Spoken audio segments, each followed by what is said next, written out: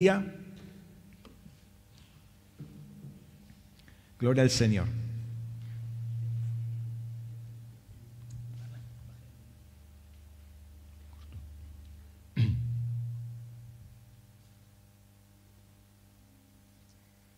Gloria al Señor.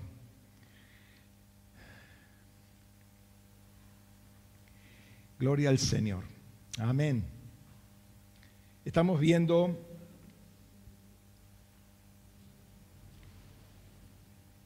el tema de autoridad dentro de lo que es todo este programa, por así llamarlo, de discipulado en el Espíritu, discipulado desde arriba, porque justamente tenemos esa intención de ver cómo se ven las cosas desde la perspectiva de Dios, ¿sí? Dios los bendiga ricamente. Bendigo a los hermanos que están del otro lado de la pantalla. Señor los bendiga ricamente con una profundización mejor en las Escrituras, en su espíritu, ¿sí? Para poder tener un mejor servicio, una mejor adoración. Amén. Vamos a ir a la palabra. Y vamos a ir al Salmo 139, el conocido Salmo 139.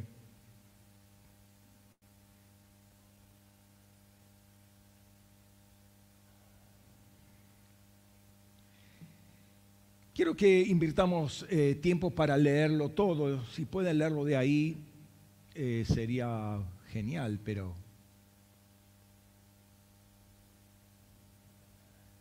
mejor tener su Biblia personal, ¿no? Les decía que quiero leerlo todo, pero vamos a concentrarnos en una parte, todo porque bueno, es muy lindo el Salmo, pero quiero concentrarme en una parte, pero así uno tiene un contexto de todas las cosas que está hablando David acá, ¿no? Dice ahí la palabra de Dios al director del coro, Salmo de David: líbrame, oh Yahvé, del malvado, y guárdame del violento, quienes maquinan males en su corazón y cada día provocan contiendas, aguzan su lengua como serpiente, veneno de víbora hay debajo de sus labios. Selah. Defiéndeme, oh Yahvé. Ay, perdón, estoy leyendo el 140, ya me parecía que no me sonaba. Perdón, empezamos nuevamente. Al director del coro, Salmo de David: oh Yahvé, tú me has escudriñado y conocido. Tú conoces mi sentarme y mi levantarme, de lejos percibes mis pensamientos. Escudriñas mi senda y mi reposo, y todos mis caminos te son conocidos. Porque aún no estaba la palabra en mi lengua, y he aquí, tú, oh Yahvé, tú la sabes toda. Me has constreñido por detrás y por delante, y has puesto sobre mí tu mano. Tal conocimiento es demasiado maravilloso para mí, alto es, no lo puedo alcanzar. ¿A dónde me alejaré de tu espíritu? ¿A dónde huiré de tu presencia? Si subo a los cielos, allí estás tú. Y si en el Seol preparo mi lecho, allí estás tú. Si tomara las alas del alba y habitara al extremo de los mares, aún allí me alcanzará tu mano y me asirá tu diestra. Si digo, sórbame la tiniebla y que la luz en torno a mí sea como la noche, tampoco la oscuridad es oscura para ti. La noche resplandece como el día. Lo mismo te es la tiniebla que la luz. Y acaban los versículos que me interesan. Tú adquiriste mis riñones, me tejiste en el vientre de mi madre. Te alabaré porque asombrosa y maravillosamente fui formado. Maravillosas son tus obras y mi alma lo sabe muy bien. No fueron encubiertos de ti mis huesos, aunque en lo oculto fui formado y entretejido en lo más profundo de la tierra. Tus ojos veían mi embrión, todos mis días fueron trazados y se escribieron en tu rollo para él hubo un día entre ellos. Oh Elohim, cuán preciosos me son tus pensamientos, cuán inmensa la suma de ellos. Si los enumero se multiplican más que la arena. Despierto y aún estoy contigo. Oh Eloá, si hicieras morir al impío y los sanguinarios se alejaran de mí, que hablan contra ti intrigando, que toman tu nombre en vano. Oh Yahvé, no aborrezco a quienes te aborrecen, no me repugnan los que se alzan contra ti. Con gran aborrecimiento los aborrezco y los tengo por enemigos. Escudriñame, oh Elohim, y conoce mi corazón. Pruébame y conoce mis pensamientos. Y ve si hay algo y ve si hay en mí camino de perversidad y guíame en el camino eterno. Amén. Entonces quiero continuar, como les decía, con este tema de autoridad y animarlos al mismo tiempo a revisar algunas cosas aledañas que tienen que ver con la autoridad. Cómo es en particular la organización de todo, ¿sí? Y particularmente cómo es la organización de nosotros como ser humanos, como fuimos creados. El Señor nos permitió el jueves pasado tener una intercesión interesante con el equipo ministerial de Lomas y el Señor nos mostró algo muy básico, ¿sí? Si se quiere, muy elemental, muy fundamental, nuestra formación como barro que somos en sus manos. No es ninguna ciencia oculta, es algo que lo tenemos ya incorporado, ¿no? El Señor es el alfarero, nosotros somos el barro, Él nos va amasando. Pero tiene que ver con una cosa que dijimos la vez pasada y lo voy a recordar muy brevemente, lo voy a pasar por arriba. No pretendo que vayan a poder ver todo el desglose de palabras, y tenía que ver con el verbo tazo. ¿Se acuerdan el verbo tazo en griego? Que tenía muchas ramificaciones, muchas agregados, o sea, como prefijos que forman otras palabras, pero están todas girando alrededor de una misma. ¿Ven? No se puede ver. Y estas son algunas de las palabras que vienen de la palabra tazo. Tazo básicamente tenía que ver con ordenar, componer, colocar en orden de batalla, formar, asignar un puesto, nombrar, establecer, fijar, determinar, encargar, ordenar, mandar, imponer, por ejemplo, un tributo. No me alcanza a poner todo eso ahí en el medio de tazo. ¿Sí? Pero también veíamos que poniéndole algunos sufijos, ¿sí? Jupotazo, epitazo, diatazo, anapotazo, maiprotazo, suntazo, antitazo, etcétera, etcétera. Aparecen muchas otras palabras. Y otra cosa que veíamos que no aparece, de tazo viene la palabra tacma. Esta sí es importante porque tiene que ver con el orden, ¿sí? Con legión, con compañía, con cuerpo de tropas, con clase, con orden, con un orden creado. Y de acá venía palabras que no aparecen ya en el Nuevo Testamento, aparecen en el griego clásico, como es tageia, y me gustaba esa palabra porque justamente de ese tazo original, esta palabra tageia tiene que ver con autoridad. Orden y autoridad van de la mano. Autoridad, mando, la dignidad de un jefe. Y tagewo, ¿sí? Que está ahí al lado, no se llega a ver, tiene que ver con mandar, dirigir, guiar, ser jefe. Y también vimos algunos adjetivos como tactos, que es ordenado, atactos, es desordenado, ¿sí? Y tácticos, de donde viene nuestra palabra táctica o táctico, ¿sí? Que tiene que ver con lo referente a la organización y ordenación de la tropa, divisiones reguladas de un ejército, etcétera, etcétera, ¿no? Lo que es curioso de esta palabra, que es muy usada en el Nuevo Testamento junto con todas sus variantes, y les digo, hay más variantes, es que están girando todo alrededor del ámbito bélico militar, ¿no? Y claro, cuando uno está en guerra, ¿sí? Se necesita una línea clara de autoridad, se necesita un orden muy estricta, una línea de mando bien clara, bien definida, y salirse para un lado o para el otro de esta línea militar, de esta línea de mando, en tiempo de guerra puede resultar en una corte marcial. Ustedes eso lo saben, ¿no? Y lo que quiero, lo que dijimos al pasar la vez pasada era justamente con el Génesis capítulo 2, versículo 1, que terminando esos 6 días de creación, este séptimo va a descansar, pero antes dice Génesis 2:1, y fueron ordenados los cielos y la tierra y todo su ejército. ¿Sí? La palabra por ordenar, ahí es la palabra kalá, ¿sí? Que justamente tiene que ver con algo acabado, es decir, completado, preparados, consumados. O sea, estaba todo listo.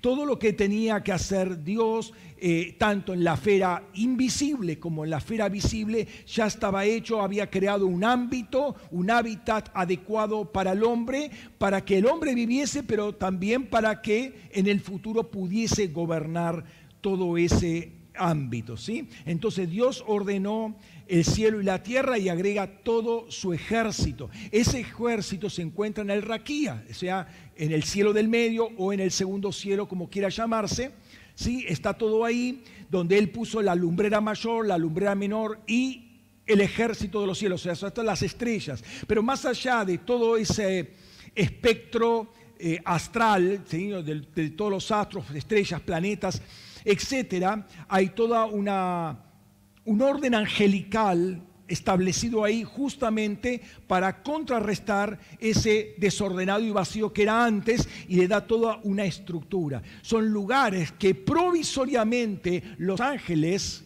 y otras entidades que quizás no se llaman ángeles propiamente dicho, pero sí son entidades, llamémoslas angelicales, celestiales, espirituales propiamente dicha, que están ahí para establecer o guardar el orden establecido por Dios. Más adelante, David va a decir que esas entidades llevan a cabo los planes de Dios. Dice en Salmo 103, versículo 20, bendecida Yahvé, todos sus ángeles, poderosos en fortalezas, que ejecutáis su palabra, obedeciendo la voz de su precepto. Entonces los ángeles están justamente para obedecer y hacer que la palabra de Dios corra, que la palabra de Dios se aplique, que la palabra de Dios se realice y se mantenga justamente el orden creado. La gran controversia de todo esto es que tanto los ángeles, hablo en términos generales, ángeles, como los seres humanos, tienen libre albedrío. Y además tienen que trabajar cooperativamente. Entonces, si entre 2 o 3 de nosotros ya nos agarramos los pelos, imagínate los millones y millones de ángeles con los millones y millones de seres humanos, ¿sí? Cada uno, ninguno de los seres angelicales como los seres humanos son línea de producción o son un producto de una línea de producción. No son clones. O sea, cada uno es un universo, por así decirlo. Entonces, tienen libre albedrío y algunos han decidido o deciden no hacer la voluntad de Dios, ¿no? Lo que quiero trabajar en este día, que tiene que ver con la autoridad, porque tiene que ver con el orden establecido de Dios, es cómo están las cosas organizadas en todo el orden, pero particularmente en nosotros, cómo funcionamos nosotros como un todo ordenado y cómo el desorden de uno implica el desorden de otro. El desorden de una de nuestras partes, y hablamos genéricamente espíritu, alma y cuerpo, el desorden de una de las partes implica el desorden de lo otro. Y en tercer lugar, para que todo esté ordenado, debe respetar todo un orden de autoridad. ¿Sí? Repito el texto que vi al principio, pero ahora con más detalle, porque vamos a ver las palabras que utilizan, porque creo que son bastante interesantes. Y leo ese pasaje del Salmo 139, los versículos 13 al 18. Dice, tú adquiriste, la palabra por ahí por adquirir es caná, mis riñones, me tejiste, palabra sacac, en el vientre de mi madre. Te alabaré porque te alabaré porque asombrosa y maravillosamente fui formado. Palabra formar es asá. Maravillosas son tus obras y mi alma lo sabe muy bien. No fueron encubiertos, encubrir es la palabra kahat, de ti mis huesos, aunque en lo oculto, seter, fui formado, nuevamente la palabra asad, y entretejido, rakam, en lo profundo tajti de la tierra. Tus ojos veían Ra, mi embrión, todos mis días fueron trazados y se escribieron en tu rollo. Para él hubo un día entre ellos. Oh Elohim, cuán preciosos me son tus pensamientos, cuán inmensa la suma de ellos. Si los enumero se multiplican más que la arena. Despierto y aún estoy contigo. Una primera observación de este pasaje, y ahora les voy a mostrar por qué mencioné todas esas palabras raras del hebreo, es que hay un orden en la creación en nuestro cuerpo y aún nuestra alma está involucrada. Dice, mi alma lo sabe muy bien. Hay un testimonio que da nuestro espíritu a nuestra alma de que todo esto es parte del orden creacional de Dios. Hay una inteligencia atrás de todo esto, hay una sabiduría, ¿sí? Que hizo todas las cosas, y mi espíritu en unión con el Espíritu Santo puede testificar a mi alma, y por lo consiguiente mi alma lo sabe muy bien. Hay también una revelación, que hay una realidad asociada a nuestra vida terrenal. Todos mis días se escribieron en un rollo, y para él, es decir, para mi embrión, hubo un día particular, que es el día en que mi embrión conoció al Señor, ¿sí? Hubo un encuentro con Dios para nacer de nuevo. Y los versículos 13 al 15 revelan mucho de nuestra formación, y particularmente de la mano de Dios que los hizo. Por ejemplo, dice que nuestros riñones fueron adquiridos. Esa palabra caná quiere decir erigir, crear, procurar por compra, poseer. Los riñones son el centro de nuestra fuerza y habla de nuestros pensamientos secretos, la sensibilidad, pero también, como el corazón, es la sede de la sabiduría y el entendimiento espiritual. Lo más profundo. Para nosotros son dos pedazos de carne acá que están ahí en la espalda, pero en la cosmovisión hebrea, en la cosmovisión hebrea tiene un significado muy profundo. Fuimos tejidos, fuimos sacac en el vientre de la madre. Eso es entretejer como una malla, es decir, cercar, cubrir. Estamos cubiertos mientras estamos en formación. Nuestro cuerpo no fue encubierto, kahat, poner en secreto, ocultar, esconder, encubrir. Fuimos formados, pero los ojos de Dios estaban constantemente atentos a todo lo que estaba pasando en nosotros. Después dice una cosa interesante, aunque usa la misma traducción. Fuimos entretejidos, el verbo rakam, en lo más profundo de la tierra. Y rakam tiene que ver con la variedad de colores, es decir, el recamado, el bordado. O sea, de alguna manera nosotros fuimos bordados por Dios. Es un trabajo artesanal que hizo con cada uno de nosotros. Y fuimos hechos en lo oculto, en seter, es decir, bajo, cubierto, oculto, en refugio, secretamente, solapadamente, escondidamente. Y fui recamado en lo más profundo, tajtí, de la tierra, es decir, en las profundidades, en el abismo, en el vientre de la tierra. Esto es muy interesante porque cómo se unen todas estas ideas, ¿no? Finalmente dice que los ojos del Señor vieron mi embrión, ¿no? Y siguieron todo el proceso de gestación. Ahora, notemos que el vientre de la madre acá está comparado con la tierra. Se compara con la tierra y cómo nuestro embrión se encuentra en lo más profundo de ella, ¿sí?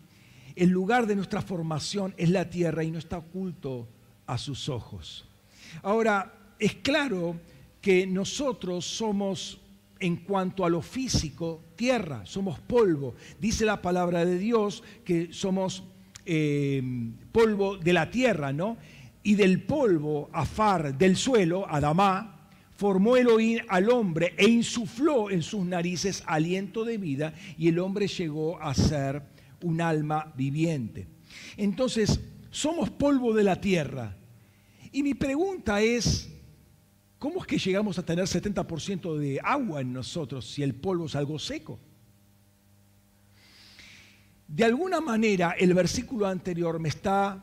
Bueno, ya este versículo me dice algo, pero el versículo anterior me da otra pauta, porque dice, versículo 6, sino que subía, dice que no había llovido en la tierra, sino que subía de la tierra un vapor, que regaba la superficie del suelo. Ese vapor hacía que el suelo no fuera un mero desierto, ¿sí? O sea, el suelo de alguna manera tenía su humedad. Pero también notamos que cuando Dios insufló en sus narices aliento de vida, allí también va el vapor de agua. Entonces, Él entrega su agua para que nuestra tierra o el polvo de la tierra se convierta en un alma viviente. Ya en otro momento profundicé sobre ese tema, cómo que se convierte todo eso finalmente en un ser humano. Pero entonces esa agua, por un lado, que hace lo físico y hace a lo maleable, a lo moldeable de la tierra. A ver, si uno agarra arena seca, por ejemplo, y trata de armar algo, se le va a derrumbar todo, necesita humedad para que al menos se pegue granito con granito. Lo mismo pasa con la tierra, ¿no? O con la arcilla. Entonces, el hombre tiene agua y esa agua lo sostiene. Donde no hay agua, no hay vida. Por eso todos los científicos, los astrofísicos están buscando a ver qué planeta puede tener agua, porque ahí hay posibilidades de tener vida, al menos como la conocemos nosotros, ¿no? Entonces, ahí está el agua. Y aquí viene un texto interesante, muy en relación con Génesis 2:7, aunque se lo dice en otro contexto, pero de alguna manera es algo que el Señor nos habló en esa intercesión que tuvimos el jueves. Dice Jeremías capítulo 18, versículo 2 al 4. Levántate y baja a la casa del alfarero, y allí te haré oír mis palabras. Bajé pues a la casa del alfarero, y aquí que éste estaba haciendo una obra sobre las dos piedras. Y la vasija de barro que estaba haciendo se echó a perder en la mano del alfarero, así que volvió a hacer de ella otra vasija según le pareció mejor hacerlo. Entonces sabemos que el alfarero trabaja con las manos, ¿sí? Y antes de ponerla en la rueda, debe amasar la arcilla, debe hacerla uniforme, homogeneizar el agua con la arcilla, que no haya partes más húmedas que otras, está todo homogeneizado. Entonces la masa y le imprime presión con las manos a la masa para que sea todo algo homogéneo, ¿no? Y ahí la palabra por alfarero es yatzar, que es básicamente moldear, determinar, o sea que de alguna manera él va moldeando con sus manos, o sea, el verbo habla de su función, ¿no? Tiene otras acepciones también como idear, pensar, crear, porque el alfarero al pensar la vasija que va a hacer, bueno, después dirige sus manos para hacer esa vasija, ¿no? Pero este verbo viene de otro que se escribe igual, pero la vocalización es ligeramente diferente. No voy a tratar de intentarlo, eso que lo haga una persona que sabe más hebreo o que lo habla. Pero tiene que ver con presionar, ser estrecho o estar en apuros. Es decir, acortar, afligir, angustiar. ¿Por qué? Porque justamente cuando uno va amasando, va apretando, va presionando la tierra o la arcilla con el agua para asegurarse que el agua que ha puesto, no es propia de la arcilla, ha puesto agua ahí, llegue hasta lo más profundo. O sea, el agua tiene que penetrar toda la arcilla y dejarla toda homogénea. No puede quedar un grumo seco en el medio. Pero también al hacer eso está sacando toda burbuja de aire, potencial burbuja de aire que quede. Son dos cosas interesantes que después las vamos a trabajar. Los grumos, o sea, esos pedazos de tierra, de arcilla compacto que no ha permitido que el agua entre, y ya pueden pensar en lo que va a seguir de esto. El agua no le permite entrar, pero ese grumo también tiene aire, obviamente, pero también puede haber burbujas de aire fuera de esos grumos, ¿no? Entonces, si esto ocurre, si un grumo queda en el interior o una burbuja de aire queda, cuando va al horno se parte el vaso. Y es mejor que el vaso se quiebre en las manos del alfarero que se quiebre en el horno. Porque si se quiebra en el horno ya no sirve más y hay que tirarlo. Si se quiebra en las manos del alfarero, el alfarero, como dice el texto, vuelve con esa misma masa a trabajarlo y el vaso no se pierde. O sea, se pierde en el tacto, en la habilidad que tiene el alfarero para decirle no va, deshace eso, pero de la misma masa vuelve a hacer el vaso. Pero si va al horno, ya fue, ¿no?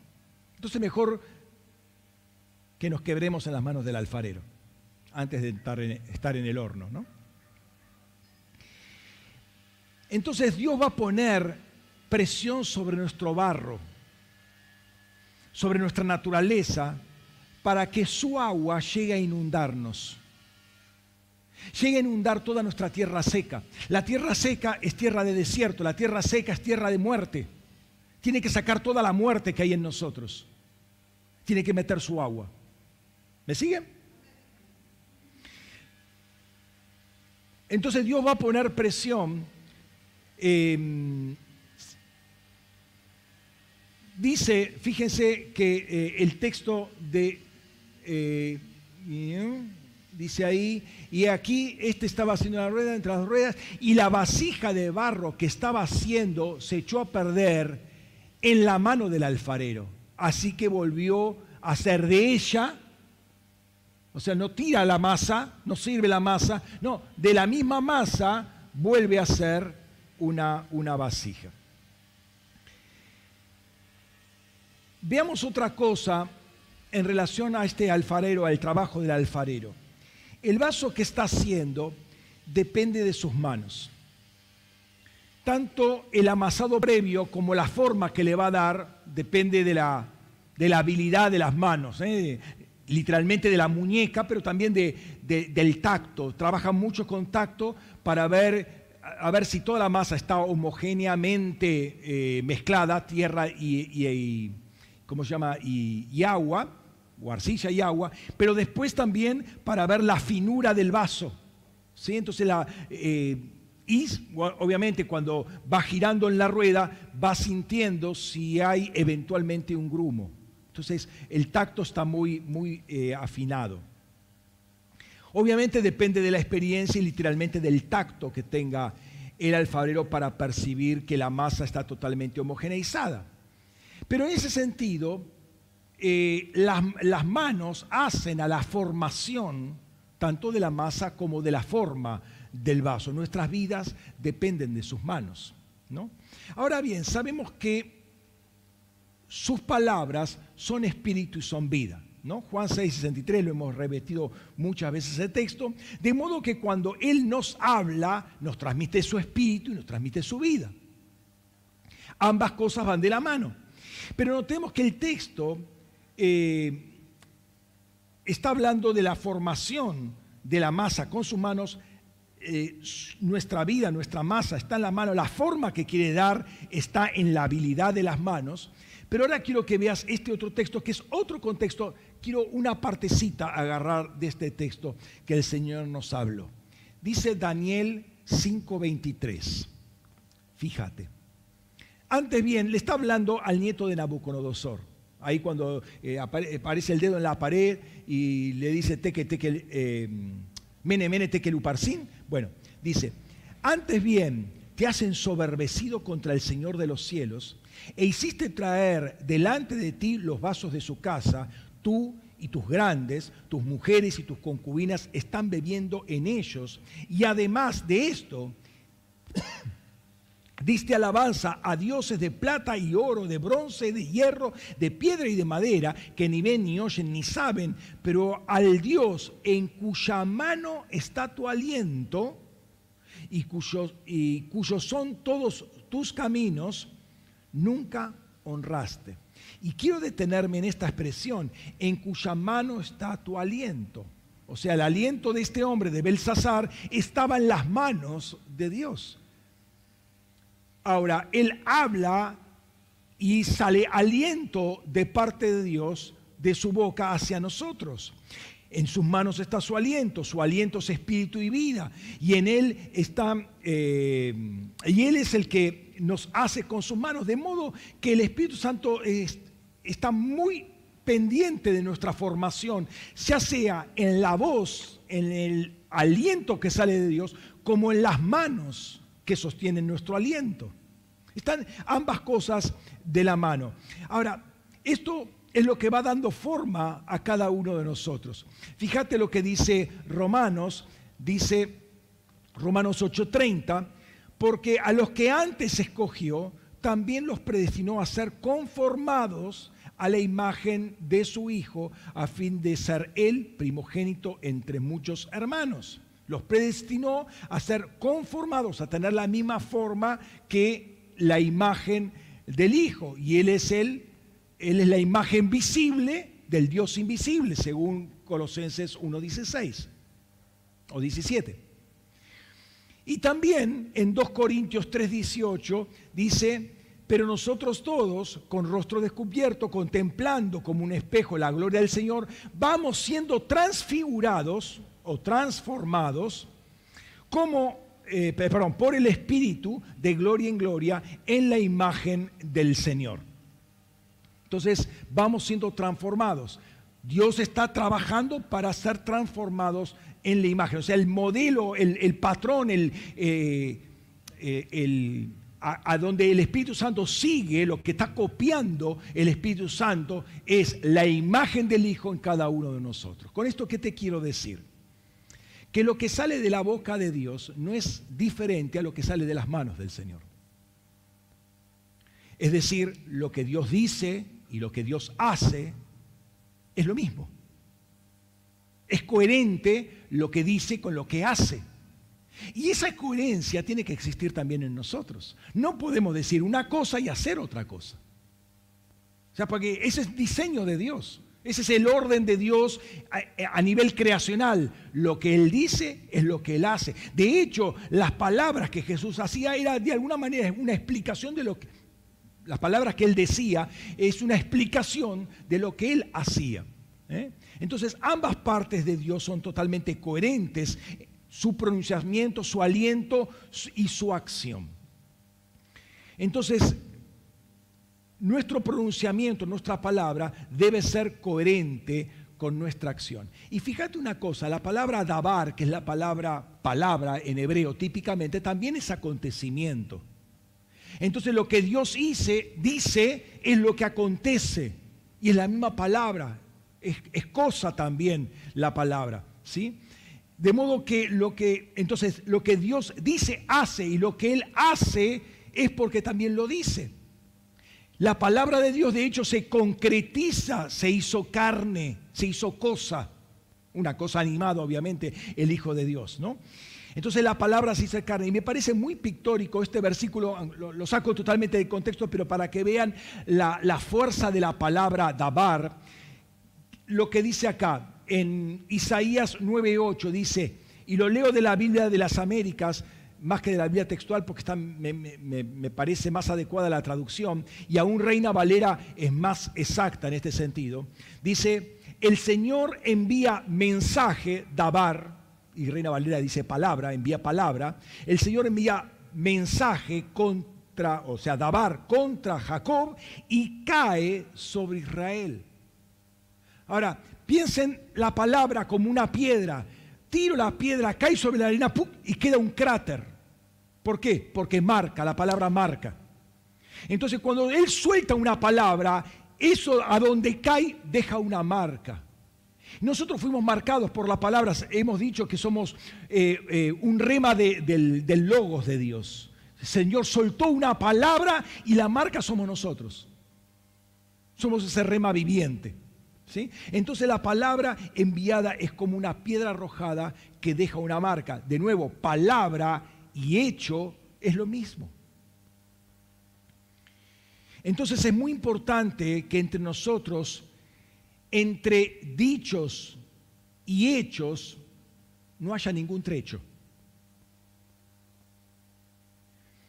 Nuestras palabras tienen que ser nuestros hechos. De hecho,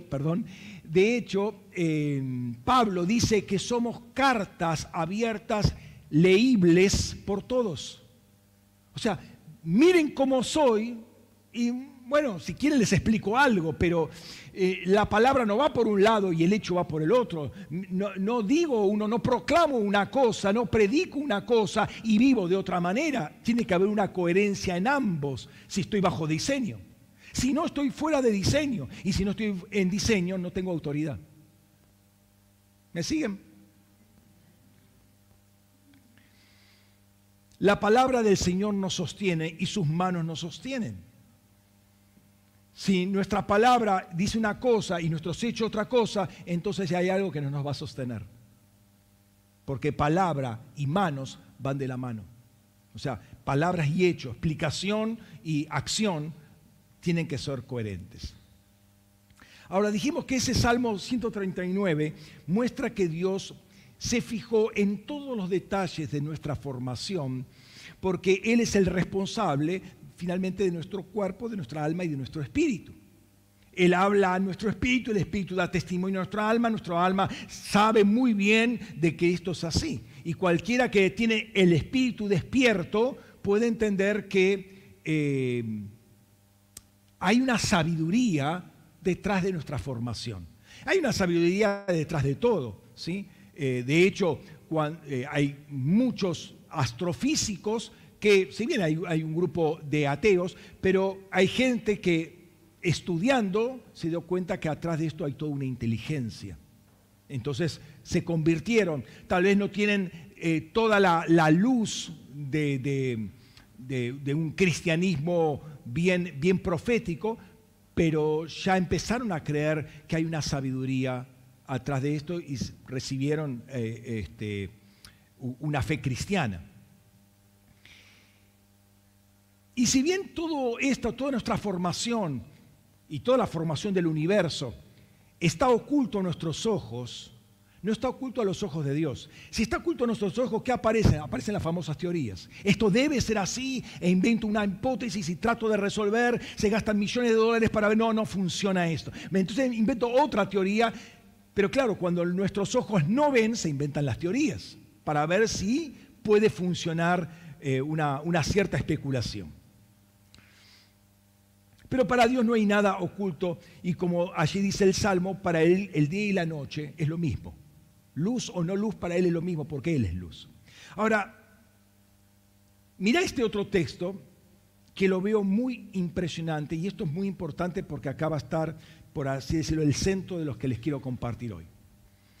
Vamos a Job 12, versículo 11. ¿No discierne el oído las palabras como el paladar prueba la comida? Pastor, ¿y esto qué tiene que ver con lo que estamos hablando? ¿No discierne el oído las palabras como el paladar prueba la comida? La Biblia de las Américas, en vez de discernir, dice distinguir. Básicamente es lo mismo. El autor está poniendo acá una comparación en lo que hace el paladar términos generales, la lengua, ¿sí? Porque las papilas gustativas están en la lengua, no en el paladar propiamente dicho, y lo que hace el oído. El paladar, la lengua, distingue sabores, el oído distingue sonidos. Podríamos poner otro paralelo, el ojo distingue colores, ¿sí? Una cuestión paralela. Ahora, no está poniendo uno en relación al otro, está simplemente diciendo como el oído hace, o como el oído hace esto, la lengua hace esto. No está diciendo que una cosa es consecuencia o causa de la otra. Ahora, el punto es que las dos están juntas. ¿Por qué hace esa comparación y no otra? A eso voy. Entonces, el oído distingue o discierne sonidos, discierne palabras, y el paladar los sabores de la comida. Ahora, entonces, la pregunta que quiero hacerme en esta mañana, y es lo que quiero plantear, ¿tendrá algo que ver lo que saboreo con lo que oigo? Están las dos juntas. No me ponen una causa y efecto con la otra, pero están juntas. Mi pregunta es, ¿tiene algo que ver lo uno con lo otro? ¿Tendrá algo que ver lo que saboreo con lo que oigo? Entonces comencemos un poco con la etimología de la palabra, de las palabras. ¿Por qué voy a hacer esto?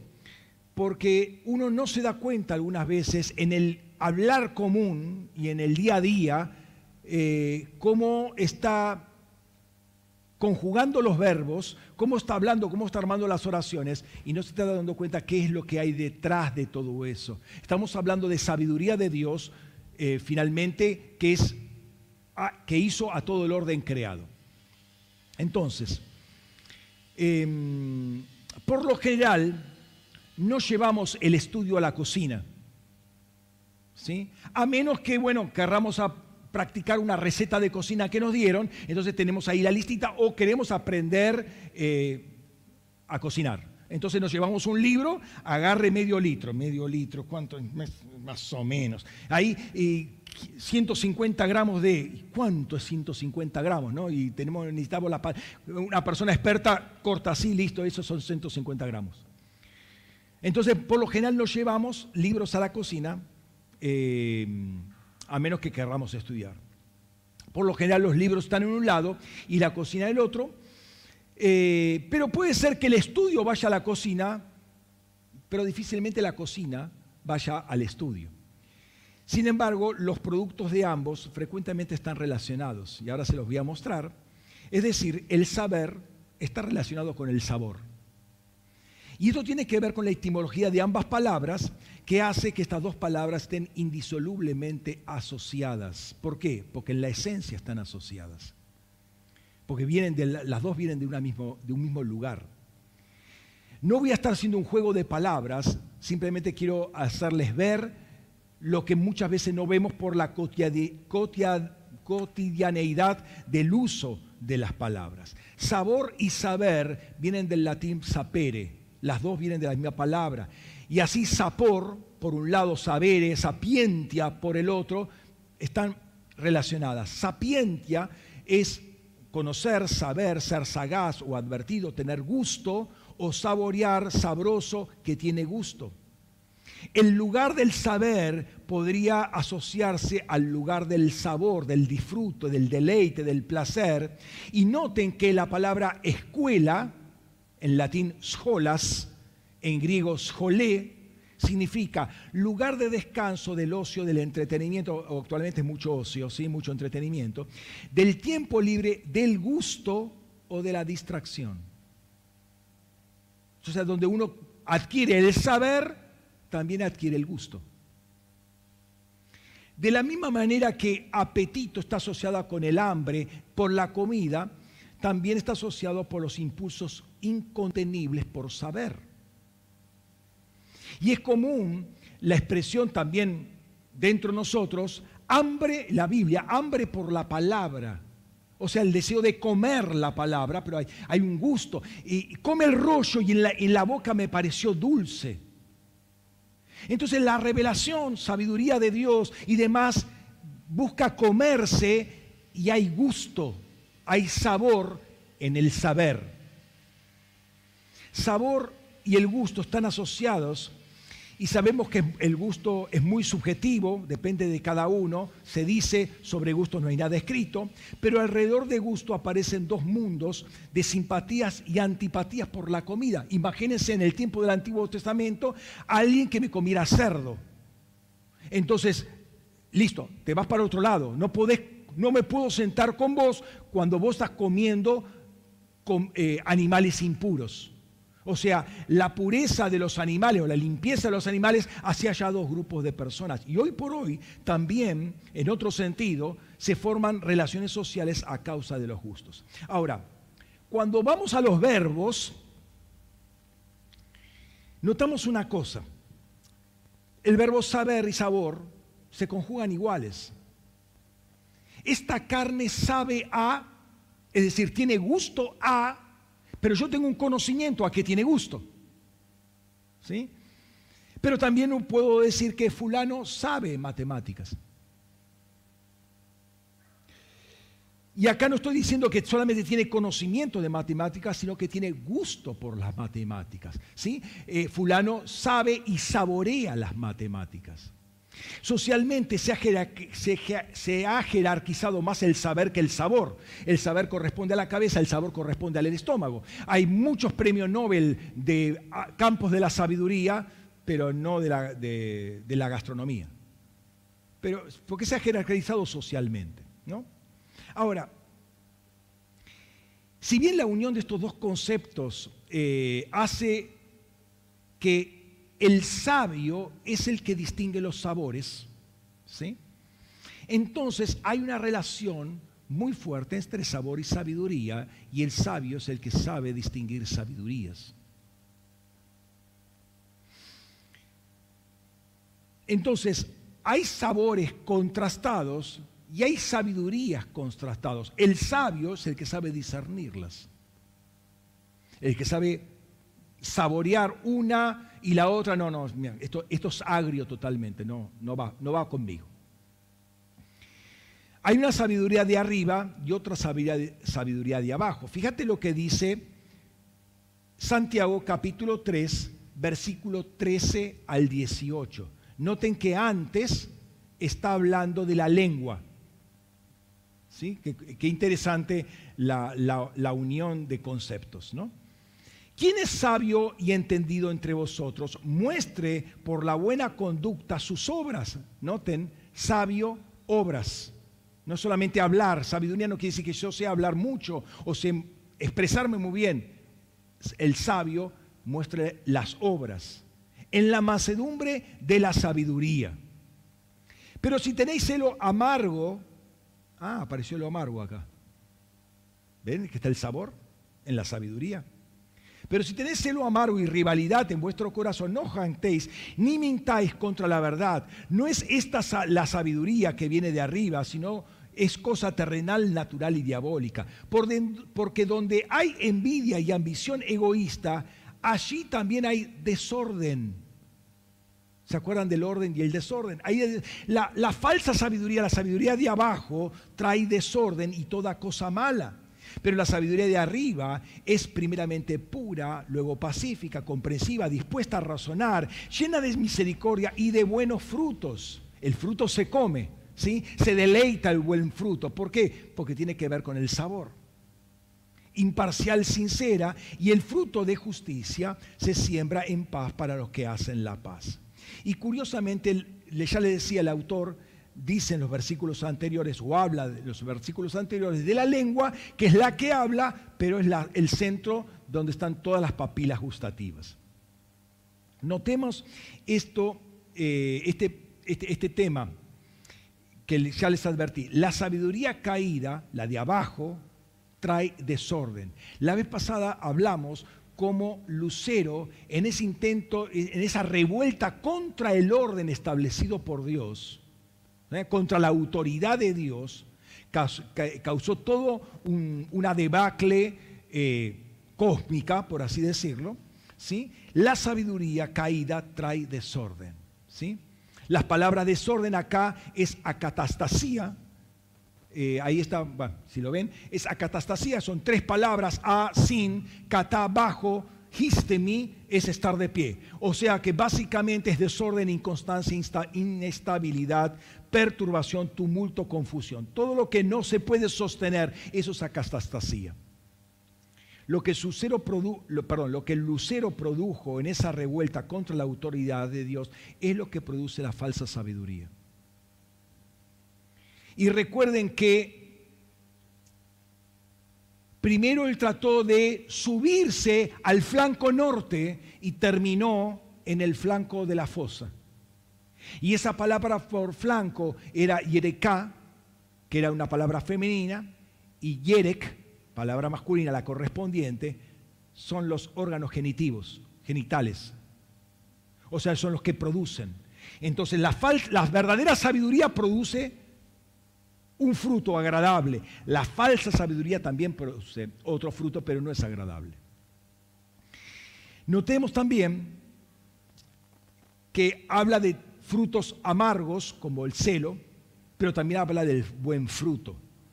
Entonces el sabio discierne sabidurías, discierne frutos. Por sus frutos los conoceréis. Ahora, ¿quién es el que va a conocer? Es el sabio el que va a conocer.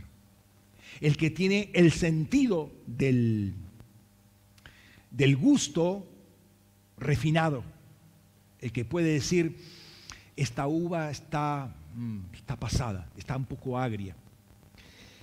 Ahora volvamos al proverbio. Job 12:11. Dice, no distingue el oído las palabras como el paladar prueba la comida. Entonces, el oído distingue o discierne palabras. Hablamos ya del paladar. Veamos un poco el tema del oído. Dice, las palabras son espíritu, el oído discierne espíritus.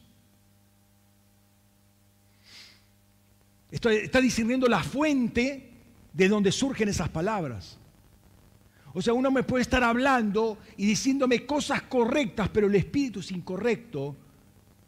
Y si mi espíritu está despierto, yo voy a decir, no es de Dios. No, pero si las palabras, estoy hablando de la bondad, estoy hablando de esto y de aquello, es de Dios. Sí, pero el espíritu como lo estás diciendo no es de Dios. O sea, imitas palabras, pero el espíritu es diferente, el espíritu es incorrecto. Detrás de las palabras se está escuchando la fuente emisora de las palabras que discierne espíritus. Por otro lado, es sabido lo que dice Pablo, que la fe viene por lo que se oye y lo que se oye a través de la palabra, del rema de Cristo. Y dependiendo de qué rema estoy escuchando, de la fuente que viene, voy a generar mi fe verdadera. Si viene de la fuente verdadera, voy a generar una fe verdadera, la fe de Cristo va a estar instalándose en mí. Si no viene de una fe verdadera, o de una fuente verdadera, perdón, se va a generar una fe de hombres, de la persona que habla. Pero la fe de hombres es una fe caída, que puede creer cosas totalmente contrastadas una con la otra, puede creer cosas que inclusive la Biblia dice que no son válidas, no son legítimas. Y obviamente detrás de esto hay espíritu y detrás de esto hay una sabiduría, ¿sí?, que está emitiendo esta voz. Entendiendo que Cristo es la sabiduría de Dios, la sabiduría encarnada de Dios, 1 Corintios 1:30. Entonces, si la sabiduría está emitiendo una voz, la fuente correcta, yo puedo captar ese espíritu. ¿A qué va, pastor, con todo esto? Los sonidos están constantemente llegando a nuestros oídos. Como somos más conscientes de lo visual, y algunas veces se nos pasa por arriba las cosas, no prestamos atención a los sonidos, pero están llegando diferentes frecuencias, diferentes intensidades, diferentes patrones. Uno se puede dar cuenta, una persona que está atendiendo, o sea, con capacidad auditiva, esa cuerda está un poco desafinada. Vieron que los pianos tienen, las cuerdas más agudas tienen 3 cuerdas. Cuando una de esas 3 está desafinada, ¡ay, qué feo que suena! Pero uno que no tiene el oído afinado, está desafinado. No lo capta. Lo mismo pasa en el audio. Una persona, un ingeniero en acústica va a decir, uy, esto es un desastre, como suena, ¿cómo podés estar acá? y uno dice que no está acostumbrado, está bien, siempre nos manejamos con esto. O sea, uno tiene discernimiento, tiene afinado el sentido del oído, el otro no tanto. Entonces, las vidas pueden ser fuertemente condicionadas por lo que oímos. ¿Han oído la famosa experiencia de los estímulos condicionados de Pavlov? Mire, yo lo aprendí en la secundaria. Se lo voy a contar en forma resumida, después no lo volví a leer más. Hace 2 años que dejé la secundaria, o sea, perdónenme que me puedo olvidar de algunas cosas, ¿no? Pero el punto era el siguiente. Pavlov estaba estudiando, bueno, el comportamiento, la conducta de las ratitas y hizo alimentar las ratitas y cuando comían le hacía sonar una campanita. Entonces eso lo mantuvo por bastantes días. Entonces cada vez que comían le hacía sonar la campanita. En un momento hace sonar la campanita, pero sin comida. Y todas las ratas desesperadas para ir a comer, pero no encontraron comida. ¿Qué quiere decir? Que había un estímulo condicionado. Ellos empezaron a relacionar, o sea, las ratas empezaron a relacionar el comer con la campanita. Si suena la campanita, entonces tiene que haber comida. Pero eso empezó a desarrollar todo un mover, un orden de un desarrollo gástrico, de jugos gástricos, que les daba hambre. Entonces ahí estaban condicionados a comer. Entonces cuando oían, justamente tenían hambres.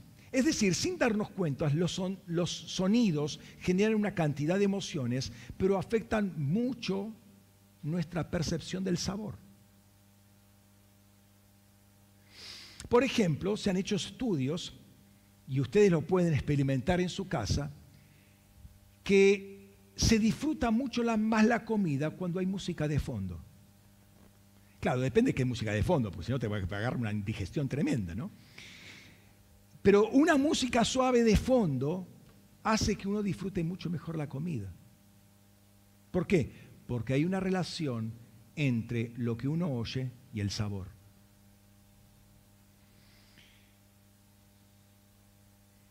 Los sonidos realzan la comida, pero lo negativo también es cierto. Los problemas auditivos pueden cambiar el paladar hasta el punto de interferir en los alimentos que uno saborea o los que ingiere. En otras palabras, quien tiene problemas de audición no va a poder distinguir claramente los sabores de la comida.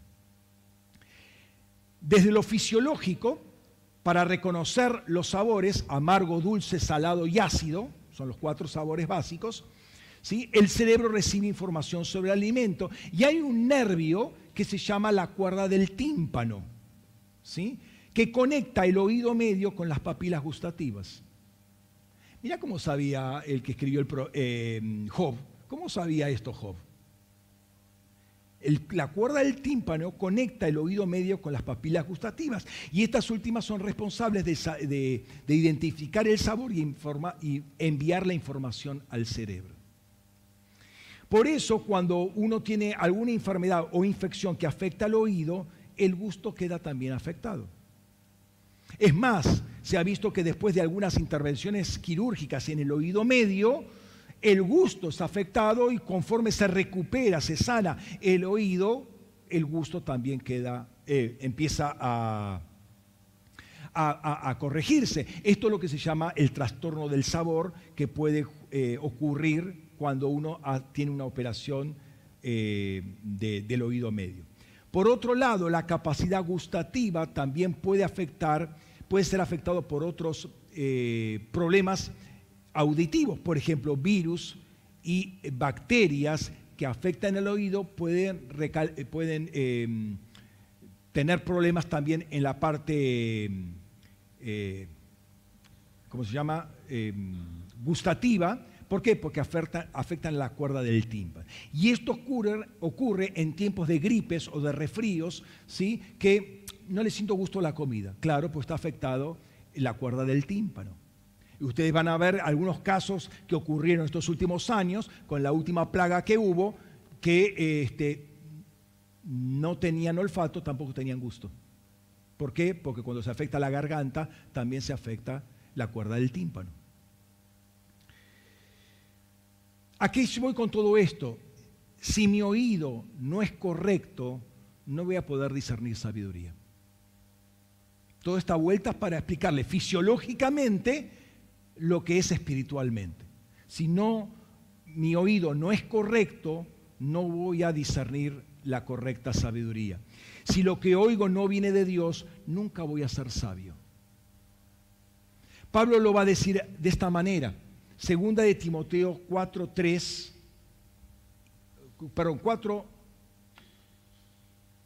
2 y 3. No tengo 3 y 4, 2 y 3. Porque vendrá tiempo que no soportarán la sana doctrina, sino que sintiendo comezón de oídos, se acumularán para sí mismos maestros conforme a sus propias concupiscencias y apartarán el oído de la verdad y serán extraviados a las fábulas. Hay un problema en los oídos, el oído se aparta de la verdad, entonces se van a las fábulas y ya no les gusta que se le predique, ya no sienten sabor por la sabiduría de Dios, le gusta otras cosas, otros matices, ¿no? Ahora, no pueden soportar la sana doctrina. Por sana doctrina, sana enseñanza, es higiene, y higiene es higiénica, es la que previene enfermedades. La sana enseñanza, la que previene enfermedades, mantiene el cuerpo sano, que es la sabiduría que viene de lo alto. En resumen, no estropees tu oído porque no vas a discernir nada en el futuro. No metas en tu oído basura porque se va a contaminar tu sabiduría y no vas a poder discernir y te va a parecer lo mismo pecar que no pecar. ¿Cómo se estropea el oído? Y oyendo ruidos que no vienen del trono de Dios, así de simple. Entonces, tenés que tener mucho cuidado en lo que estás oyendo, de qué fuente lo estás oyendo. Y estoy hablando de conversaciones, estoy hablando de músicas, estoy hablando de todo un espectro de todo lo que puede entrar por el oído. Porque eso va a afectar a nuestro gusto por la palabra de Dios, por la sabiduría de Dios. A todo esto Jesús dice una cosa. Fíjate, Mateo 15, podríamos hablar muchísimo de este tema. Mateo 15, 18 al 20 dice: pero las cosas que salen de la boca provienen del corazón y esas contaminan al hombre, porque del corazón provienen malos pensamientos, homicidios, adulterios, inmoralidad sexual, robos, falsos testimonios, difamaciones. Estas cosas son las que contaminan al hombre. ¿Por qué? Porque las oye y no discierne, pero comer con las manos lavadas pero comer con manos no lavadas no contamina al hombre. Son 7 alimentos que salen de nuestro corazón, por así decirlo, y contaminan al hombre porque salen del corazón, ¿sí? Un corazón que evidentemente no está limpio. Recuerden que en la tierra prometida había 7 frutos, el alimento que daba Dios constaba también de 7 frutos, ¿no? Acá son 7 productos de la falsa sabiduría que contaminan al hombre. Recuerden que la sabiduría levantó ¿cuántas columnas? 7 columnas. La falsa sabiduría levantó 7 columnas y mató sus víctimas. ¿Qué busca la falsa sabiduría? Matar a sus víctimas. ¿Cómo? Con lo que oís. Te desordena todo, te saca la autoridad. Volvamos a Jeremías. Dice, versículo 2 de Jeremías que habíamos visto: levántate y baja a la casa del alfarero, allí te haré oír mis palabras. ¿Dónde oímos las palabras? En la casa del alfarero.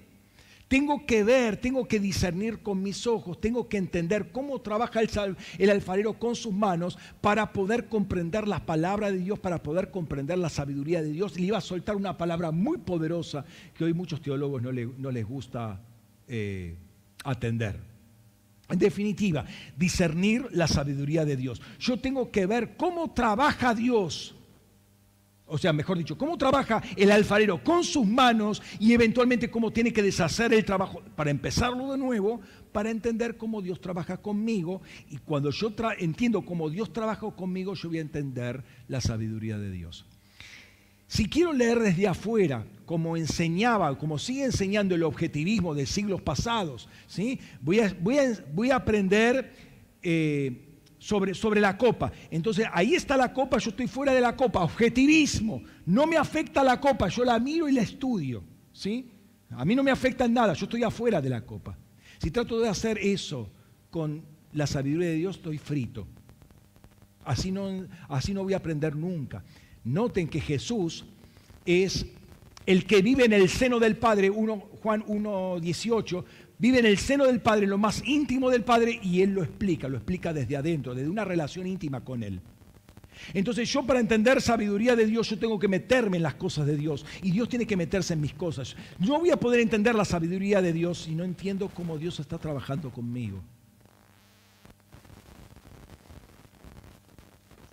Cuando Él mezcla su agua con mi tierra, cuando insiste una y otra vez en remover todo grumo seco, todo grumo de desierto, todo grumo de muerte dentro de mí, cuando trata de apretar la masa para sacar toda burbuja de aire, va poniendo su mano, que al principio va a ser pesada, una mano pesada porque tiene que meter el agua de alguna manera en mi tierra. Pero después va a ser una mano delicada, una mano que va a ser formativa para el vaso. Es la misma mano, pero en un momento es pesada, otro momento es liviana. Fíjate lo que dice el Salmo 139, versículo 5.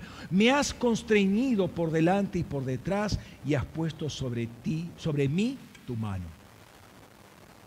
Él nos está formando. No es solamente en el tiempo de gestación, es durante toda nuestra vida.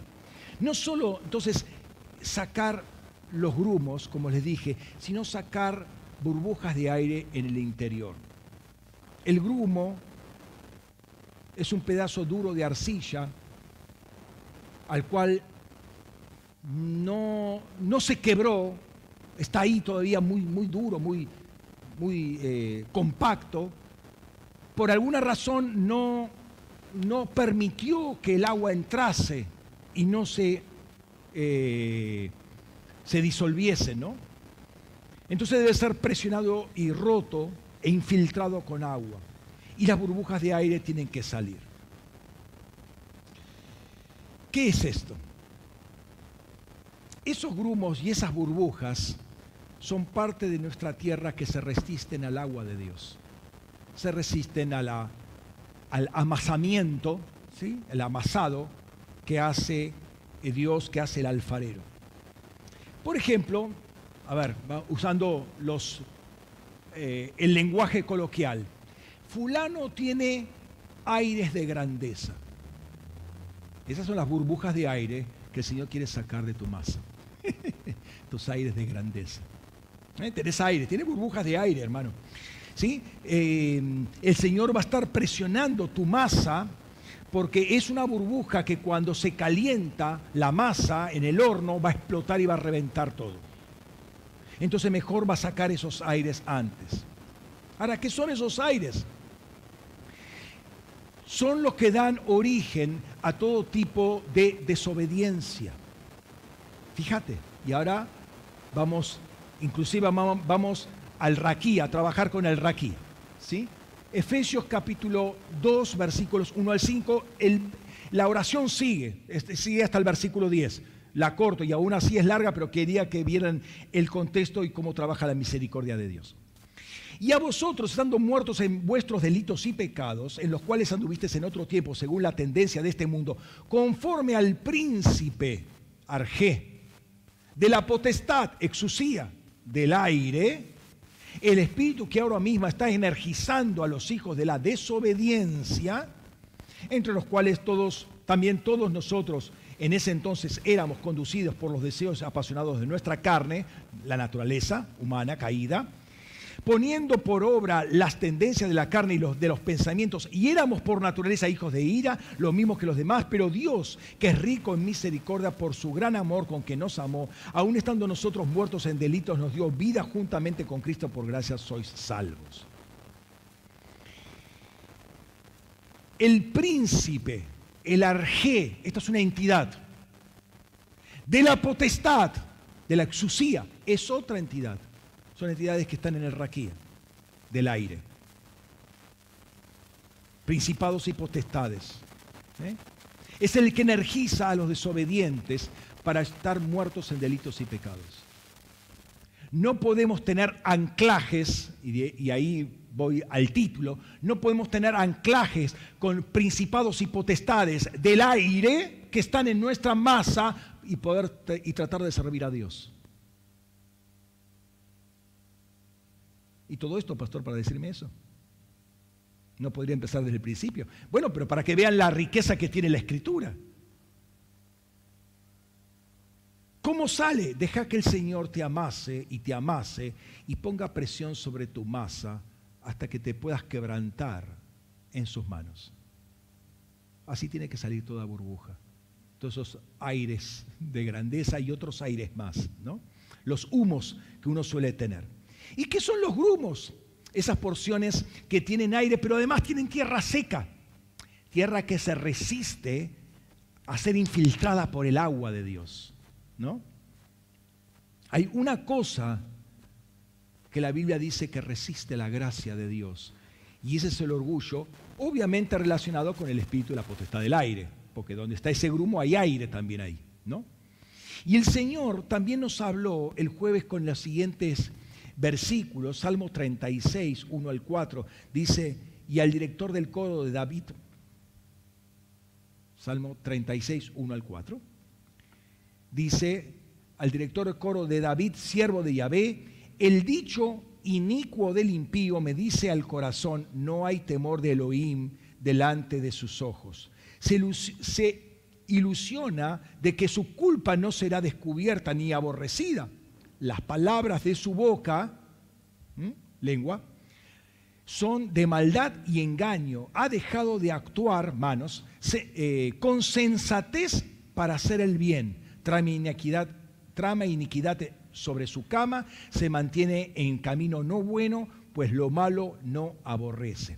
Ahora es interesante, el versículo 3, ese que está más resaltado, en la Biblia de las Américas dice así, las palabras de su boca son iniquidad y engaño, ha dejado de ser sabio y de hacer el bien. Ser sabio, palabras con hacer, manos, el bien. A diferencia del barro humedecido, el grumo es seco, duro, quebradizo, su agua, el agua de Dios nos ablanda, nos hace flexibles, maleables, para que podamos tener la forma que Él quiere. La Biblia va a hablar muchas veces de el pueblo de Israel como un pueblo duro de cerviz, duro, tieso, no se flexiona, no se dobla, no se rinde al Señor. Está seco en su interior y no hay verdadera agua. Y dejarme terminar con este texto que también nos compartió el Señor para unir con todo lo que vimos del Salmo 139. Y es lo que dice el Salmo 95, los versículos 3 al 9. Dice, porque Yahvé es Dios grande y gran Rey sobre todos los dioses. En su mano están las profundidades de la tierra, nuevamente la tierra, y en cuyas y suyas son las alturas de los montes. Suyo es el mar, pues Él lo hizo, y sus manos formaron la tierra firme. Venid, inclinémonos y postrémonos, arrodillémonos ante la presencia de Yahvé nuestro Hacedor, porque Él es nuestro Elohim, y nosotros pueblo de su prado y ovejas de su mano. Si oyeres hoy su voz, no endurezcáis vuestro corazón como en Meriba, como en el día de Masá, en el desierto donde me tentaron vuestros padres, debatieron aunque habían visto mi obra. Fíjense las cosas que dice, en primer lugar, lo pone a Yahvé como autoridad sobre todos los dioses, autoridad suprema, y ejerce autoridad. Luego dice, en su mano están las profundidades de la tierra. Podemos entenderlo como la tierra como tal, como el planeta, pero también nuestras profundidades, ¿sí? Como tierra. Y después inclusive dice, sus manos formaron la tierra, sus manos me formaron, en sus manos están mis profundidades. Y acto seguido el salmista llama a postrarse, a arrodillarse, a humillarse delante de nuestro hacedor, porque somos ovejas de sus manos. Estamos al cuidado de sus manos, estamos en la protección de sus manos. En sus manos está nuestro aliento, está nuestra vida. Y en este acto de humillación delante de Él está el oír atentamente su voz, no como el pueblo lo hizo ahí en Cades Barnea, por lo cual se tragaron 38 años adicionales. O sea, oír atentamente su voz, no endurecer el corazón. Y en Él están las profundidades de la tierra, nuestras profundidades. Fíjate lo que dice 1 Corintios 2, 10 y 11. Dice, y Dios nos las reveló por medio de su Espíritu, porque el Espíritu lo escudriña todo lo escudriña, aún las profundidades de Dios. Pues ¿quién de los hombres sabe lo íntimo del hombre, las profundidades del hombre, sino el espíritu del hombre que está dentro de él? Así también nadie ha conocido las cosas de Dios, lo íntimo de Dios, las profundidades de Dios, sino el espíritu de Dios. Lo profundo de uno, nuestros riñones, nuestro corazón, es conocido por nuestro espíritu, y ese espíritu fue dado por Dios y está en íntima unión con el espíritu de Dios. Permitamos que sus manos nos amasen, que pueda sacar de nosotros toda soberbia, altivez, toda dureza, todo aire extraño, todo espíritu, todo ruaj, ¿sí? Todo aire que no es suyo, que no proviene de una fuente correcta. Es la famosa, si uno lo quiere ver desde la lectura de Pablo, es la lucha entre la carne y el espíritu. Deja que Él te amase, ¿sí? Para entrar en diseño. Esto es poner en orden nuestra vida.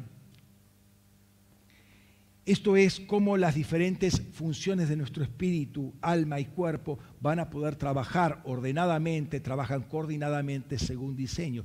Esto es ser sabio. Es saber cómo funciona nuestro espíritu, cómo nuestra alma funciona recibiendo información del Espíritu, pero también sujetándose al Espíritu, prestando oído espiritual a lo que dice el Espíritu, lo que dice el Señor. Y nuestro cuerpo haciendo lo que dice un alma entregada, sometida al Espíritu de Dios. Eso es ser sabios. Que nuestra boca hable sabiduría, pero que nuestras manos también la hagan. No que las manos hagan una cosa. Bueno, las manos las dejo para la ofrenda de los domingos solamente. ¿Y el resto de la semana qué hago? No estoy diciendo que estoy pidiendo ofrenda los 7 días de la semana. Pero ¿qué hago con mis manos? Mis manos tienen que hacer lo mismo que dice mi boca. Y ambas tienen que proclamar la sabiduría de Dios. Eso es ser sabios. Nuestro oído y nuestra lengua están conectados. Si yo no oigo bien, tampoco no voy a poder saborear la sabiduría de Dios. Cerra tus ojos un momento.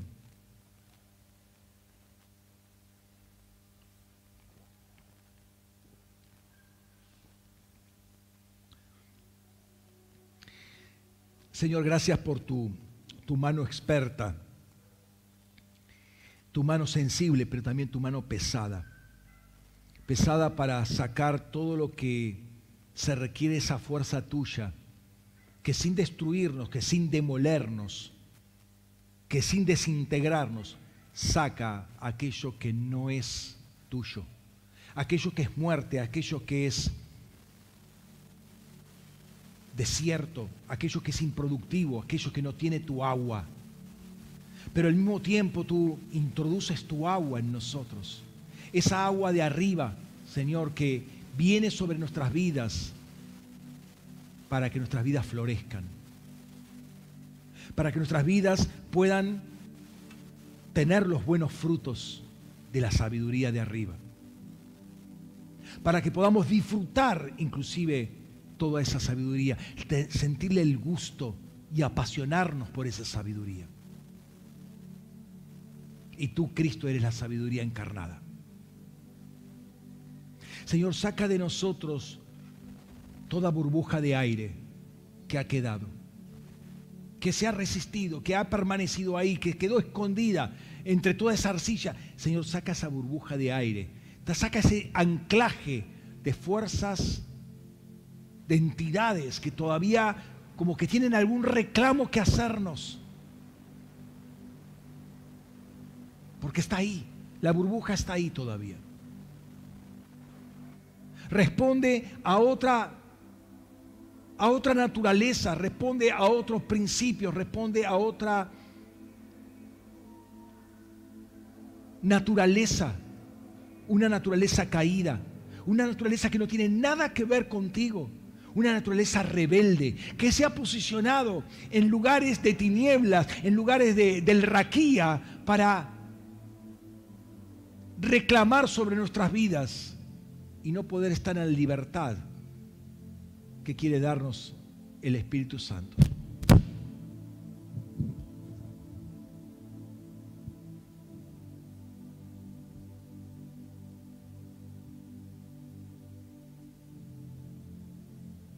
Señor, que hoy podamos oír tu voz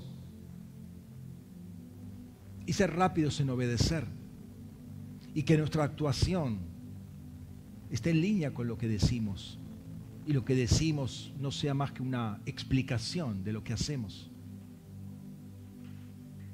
y que todo esté coordinado con tu sabiduría.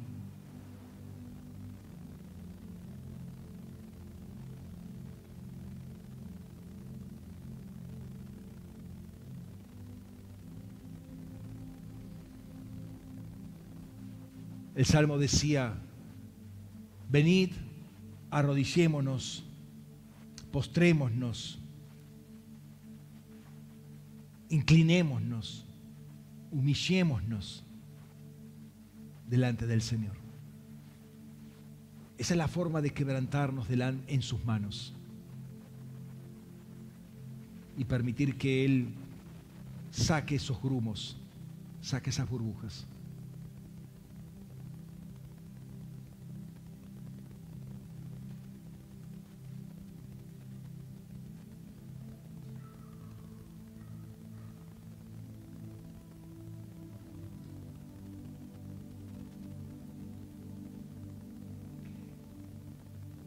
Así como el Espíritu testifica al alma, y el alma de David puede decir: mi alma lo sabe muy bien.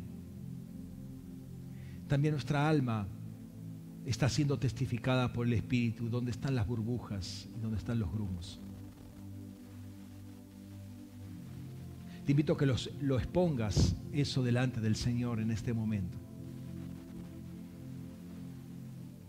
para sacar todo eso. Deja que Él apriete y salga ese grumo. Deja que apriete y salga esa burbuja.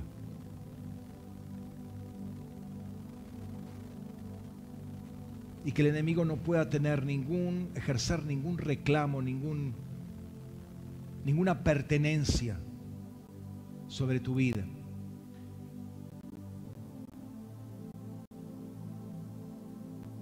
Padre, queremos exponernos delante de ti en este momento. Queremos permitirte, Señor, que tu mano de alfarero, tu mano experta, tu mano sensible, tu mano hacedora, palpe nuestra masa. Palpe si hay algún grumo, si no está homogeneizada la masa todavía. Y saque todo grumo, aún el más pequeño. Saque todo grumo, todo orgullo, toda vanidad, toda soberbia. Y uno de esos grumos se puede se puede saber que está cuando adentro de ese grumo está escrito yo. Y cada vez que yo hablo, y yo, y yo, y yo, y yo, porque yo le dije, porque yo le dije, porque yo le dije. Ahí hay un grumo.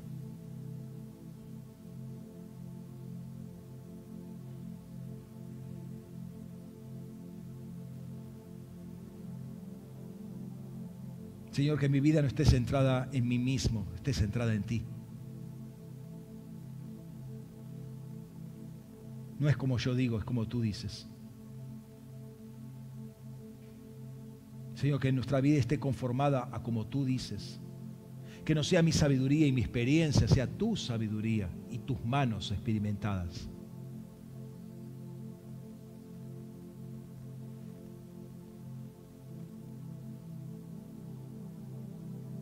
Señor, David quiso, cuando tú le dijiste que eligiera entre 3 juicios, él prefirió caer en tus manos antes que en las manos del enemigo, porque ellos no tienen misericordia. Aún en juicio, Él es misericordioso. Pero Él no está juzgando en este momento. ¿Cuánta más razón para ser quebrantados en sus manos? Él no va a desechar lo que eres, porque Él te hizo. Él mantiene esa masa. La masa es buena, el agua es buena. Lo único que hay que sacar es el grumo o la burbuja de aire.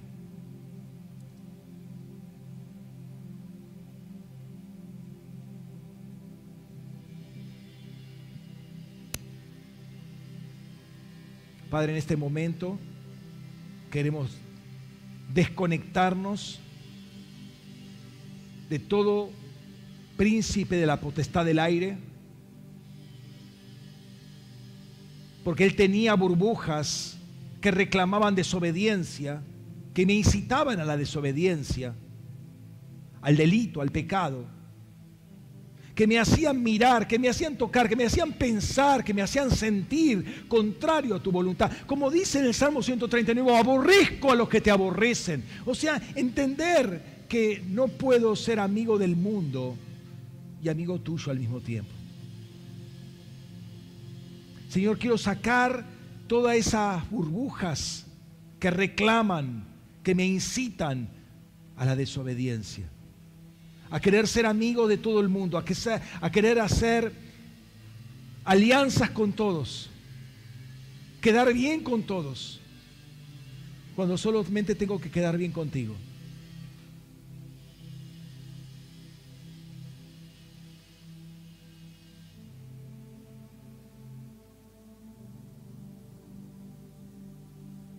Señor, no quiero estar bajo autoridad de ningún príncipe de la potestad del aire.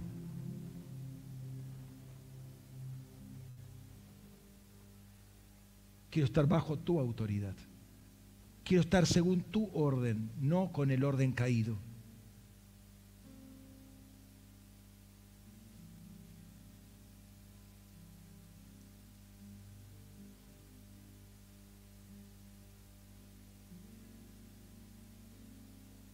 En el nombre de Jesús.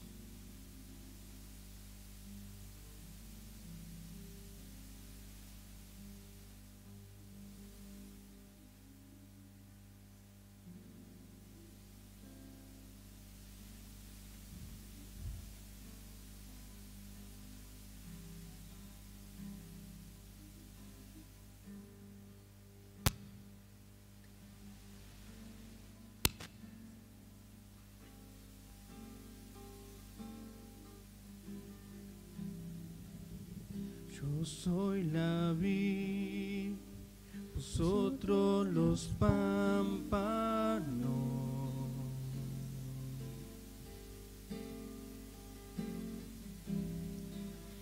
Yo soy la vid, mi padre es el viñador.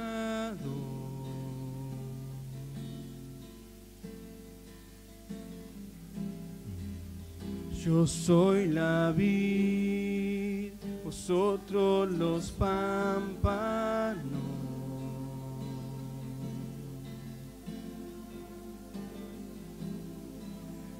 permanecer en mí. Amén. Yo soy la vid, mi Padre es el viñador.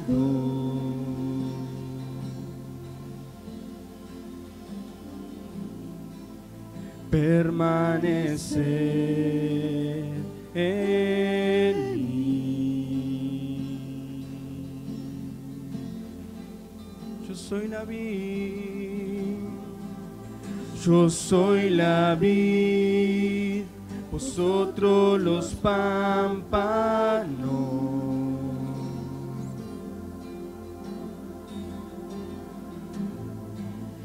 Permanecer en mí.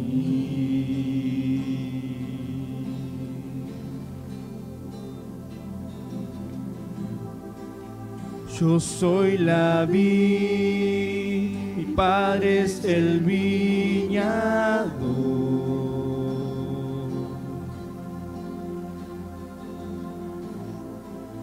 Permanecer en mí.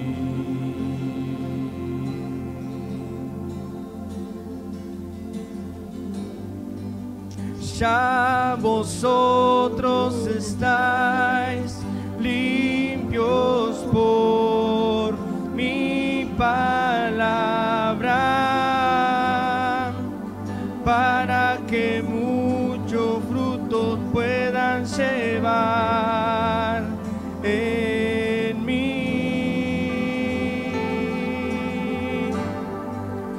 Ya vosotros estáis limpios por mi palabra, para que mucho fruto puedan llevar en mí.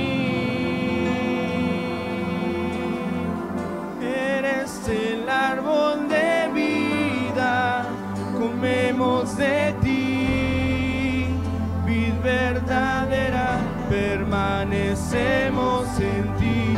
Eres el árbol de vida, comemos de ti, vid verdadera, permanecemos en ti. Eres el árbol de vida, comemos de ti, vid verdadera, permanecemos en ti.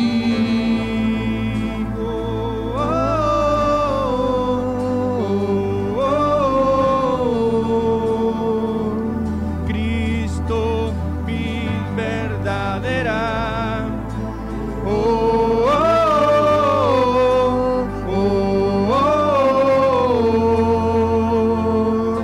Cristo, vid verdadera.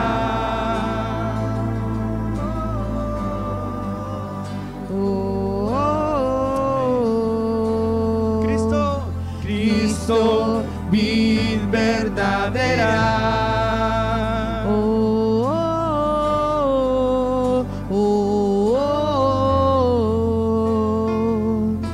Cristo, vid verdadera. Comemos de ti, Santo Jesús. comemos de ti, comemos de ti. Amén. Vamos a participar de la cena del Señor, así que los hermanos que puedan pasar para repartir.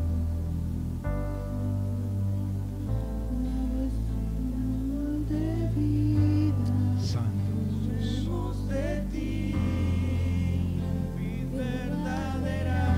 Permanecemos en ti, Eres el árbol de vida, comemos de ti, vid verdadera. permanecemos en ti, Eres el árbol de vida, comemos de ti, vid verdadera, permanecemos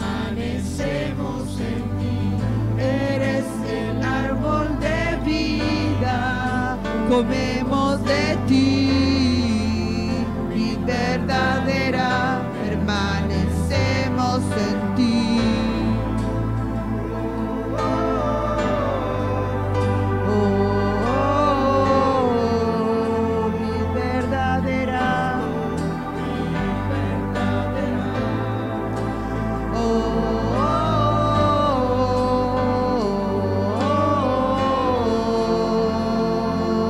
Cristo, vid verdadera.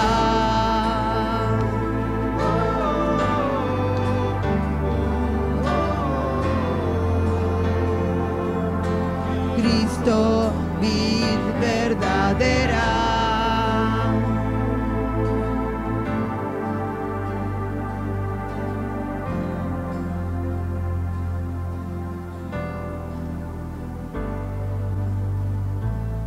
Amén. Amén, Señor. Señor, gracias por este tiempo, Rey, y gracias por la oportunidad de poder participar del pan y de la copa, Señor. Señor, reconocemos que este pan es tu carne, Señor, la cual fue partida por cada uno de nosotros.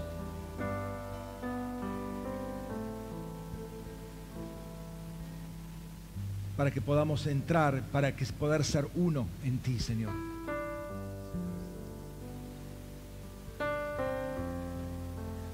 Ser uno en ti. Y esta copa, Señor, habla de tu sangre vertida en la cruz para el perdón de los pecados, Señor. Y tú dijiste, Señor, que cada vez que nos reunásemos, compartiéramos el pan y la copa, y hacerlo en memoria tuya, Señor, hasta que tú vengas. Y te honramos a ti, Señor. Gracias, gracias por este tiempo, Señor. Queremos participar de esto porque sabemos que hay vida eterna. Comemos verdadera comida y verdadera bebida. Y honramos tu nombre, Señor, al hacerlo, porque lo hacemos con gozo, con alegría, Señor. Te adoramos, Rey. Gracias, Señor. Amén. Amén. Participa, hermano.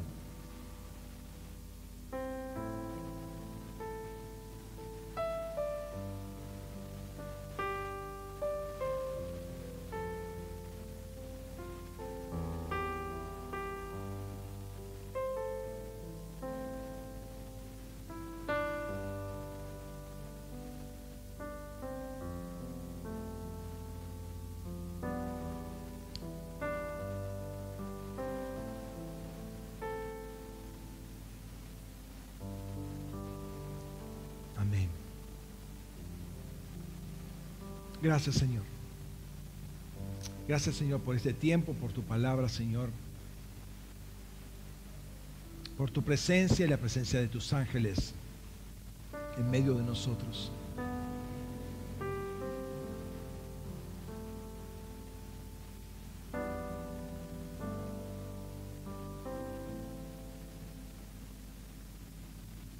Señor, haznos caminar, Señor, en tu sabiduría en estos días. Y haznos sensibles para discernir la verdadera sabiduría, la de arriba, la no contaminada, la no corrompida, Señor. Para caminar y manifestar esa sabiduría a los principados y potestades en los celestiales. Y también, Señor, para que los hombres de esta tierra, Señor, también te conozcan y vean en nosotros las buenas obras y glorifiquen al Padre. En el nombre de Cristo Jesús. Amén. Amén. Dios les bendiga ricamente, hermanos. Gracias por compartir este tiempo. Y a los que nos están siguiendo por internet, el Señor los bendiga y tengan una rica y hermosa semana llena de buenos frutos. El Señor los bendiga. Amén.